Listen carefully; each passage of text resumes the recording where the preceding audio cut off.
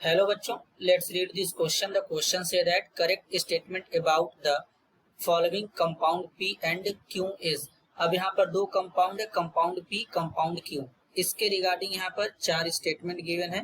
इन चारों स्टेटमेंट में से यहाँ पर बच्चों जो करेक्ट स्टेटमेंट है उसको आइडेंटिफाई करना है P और Q के रिगार्डिंग। तो सबसे पहले समझेंगे की कॉन्सेप्ट।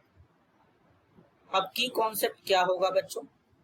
की कॉन्सेप्ट होगा IUPAC नॉमेनक्लेचर। तो अब बेसिकली IUPAC नॉमेनक्लेचर यहाँ पे देखेंगे। तो सबसे पहले बेसिकली बच्चों यहाँ पर एक एक कंपाउंड को ड्रॉ कर लेंगे। यहाँ पर क्लोरीन है, देन यहाँ पर इस तरीके से, फिर यहाँ पे डबल बॉन्ड है, इस तरीके से बच्चों यहाँ पर डबल बॉन्ड O है, यहाँ पे इस तरीके से।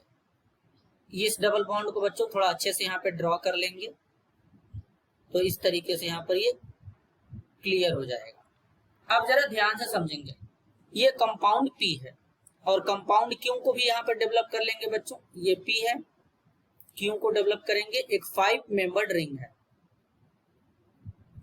5 मेंबर्ड रिंग है। फिर यहाँ पे इस तरीके से डबल बॉन्ड और यहाँ पर एक OH लगा है। OH एक अल्कोहलिक ग्रुप होता है, तो इस तरीके से यहाँ पर ये लगेगा। तो सबसे पहले बेसिकली अब यहाँ पर एक एक कंपाउंड को चेक करेंगे, ये कंपाउंड क्यों है। अब एक एक स्टेटमेंट को यहाँ पर चेक करेंगे अच्छे से बच्चों। पहले स्टेटमेंट बोला गया है total number of substituent in compound P is 1। अब अगर हम कंपाउंड P में अगर देखें टोटल कितने सब्स्टिट्यूएंट है, तो यहाँ पर बच्चों ये जो फंक्शनल ग्रुप है ये हमारा कौन सा ग्रुप है? एल्डिहाइड ग्रुप है। तो नेमिंग यहीं से स्टार्ट करेंगे, 1 2 और यहाँ पर ये 3 होगा। डबल बॉन्ड का नंबरिंग कंप्लीट करते हुए चलेंगे। यहाँ पे ब्रोमीन भी जुड़ा है बच्चों, तो 3 4 और यहाँ पे क्या हो जाएगा 5। अब टोटल यहाँ पर जो पेरेंट चेन मिला है वो कितने कार्बन का मिला है? 5 कार्बन का यहाँ पर हमको पेरेंट चेन मिल गया बच्चों। अब इसके बाद अगर हम यहाँ पे देखें तो इसमें कितने सब्स्टिट्यूएंट हैं? तो यहाँ पर जो सब्स्टिट्यूएंट एक ब्रोमीन है और एक क्लोरीन है।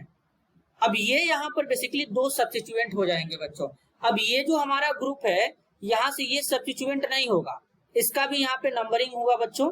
दूसरे कार्बन से जुड़ा है तो इसको 1, इसको 2, इसको 3 नंबरिंग इस तरीके से देते हैं।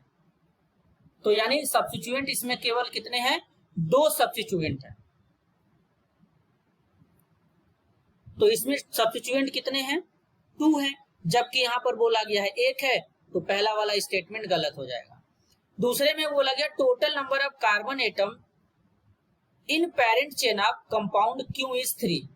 अब कंपाउंड Q में देखेंगे कि पेरेंट चेन में टोटल कितने कार्बन एटम हैं।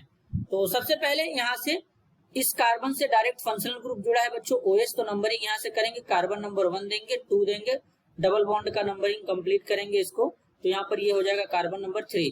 तो पेरेंट चेन यहाँ पे कितने कार्बन का मिला बच्चों? 3 कार्बन का मिलेगा। तो बेसिकली यहाँ पर जो पेरेंट चेन में कार्बन कितने हैं? 3 है। तो स्टेटमेंट बी जो यहाँ पर होगा बच्चों क्या होगा? करेक्ट होगा। सी में बोला गया IUPAC नेम, तो सबसे पहले इसका IUPAC नेम लिखेंगे, उसके बाद मैच कराएंगे। पहले कार्बन पर एक 5 मेंबर्ड रिंग जुड़ा है, तो रिंग के लिए बच्चों साइक्लो लिखते हैं, लेकिन इससे पहले हमको ये बताना पड़ेगा कि कौन से कार्बन से रिंग जुड़ा है। तो कार्बन नंबर 1 से जुड़ा है तो 1 रिंग के लिए लिखेंगे साइक्लो। 5 कार्बन का रिंग है तो बच्चों पेंट लिखते हैं और उसके बाद YL लिख देंगे, यानी पेंटाइल हो जाएगा, क्योंकि ये एज एल्काइल ग्रुप के जैसा ट्रीट होगा। तो यहाँ पर 1 साइक्लोपेंटाइल हो जाएगा। अब 3 कार्बन है तो लिखेंगे प्रो, फिर हाइफन लगाएंगे। दूसरे कार्बन पे डबल बॉन्ड है तो 2 लिखेंगे बच्चों, फिर इन लिखेंगे। पहले कार्बन पे OH है तो 1 ऑल लिखेंगे, तो ये इसका IUPAC नाम होगा। तो अब इसका IUPAC नाम देखेंगे यहाँ पर इस तरीके से गिवन है क्या? 1 साइक्लोपेंटाइल प्रो 2 इन 1 ऑल। तो बच्चों यहाँ पर ये भी क्या है? करेक्ट है। अब बात करेंगे यहाँ पर डी में। डी में बोला गया total number of carbon in parent chain of compound P are 5। तो कंपाउंड P में जो पेरेंट चेन है कार्बन का उसमें कितने कार्बन है? 1 2 3 4 5, टोटल 5 है। तो ये भी स्टेटमेंट करेक्ट होगा। तो यहाँ पर करेक्ट स्टेटमेंट क्या होगा बच्चों? P और Q के regarding option B, option C, option D, this is your answer. I hope you understood it well. All the best.